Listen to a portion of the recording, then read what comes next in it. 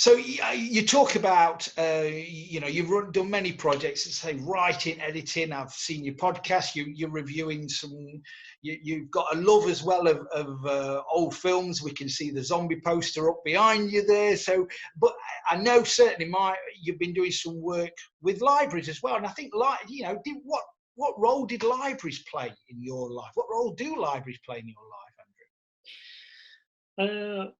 I think when I was growing up, it was just. I mean, obviously, I had the libraries at school, and they were kind of, initially it's kind of the place you went to if it were raining outside and you didn't want to say you go into the library. But then it's like, you end up discovering this world, don't you? And it's I remember, talking about old horror films and things. I remember that, when I was a kid. My brother had these books. There's a book by a guy called Alan Frank.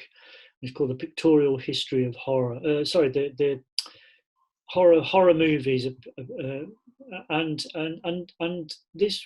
So in the time before video and VHS or DVD or streaming or on, if you either saw films on television or at the cinema, or you didn't see them at all. So my brother had this book, and then I remember going into the school library and discovering they've got a film section as well, and ploughing through that. And you start off first, he's looking at the pictures, and then you end up taking one home. So that definitely kickstarted my interest from school, because it was so.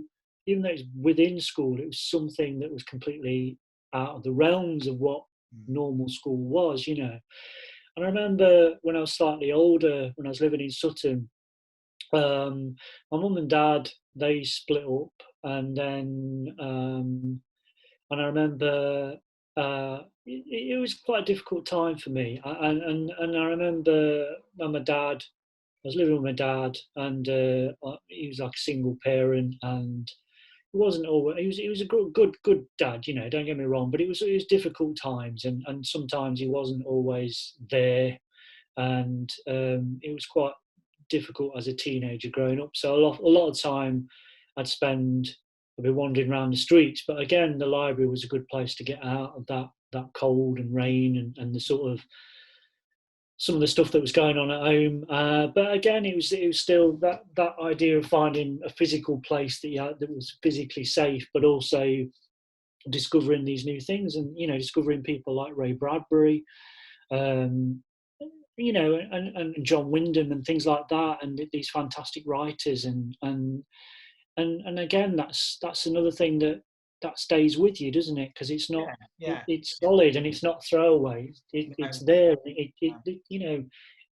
People bandy about phrases like this, but it really does change your life. That opens up a new world to you.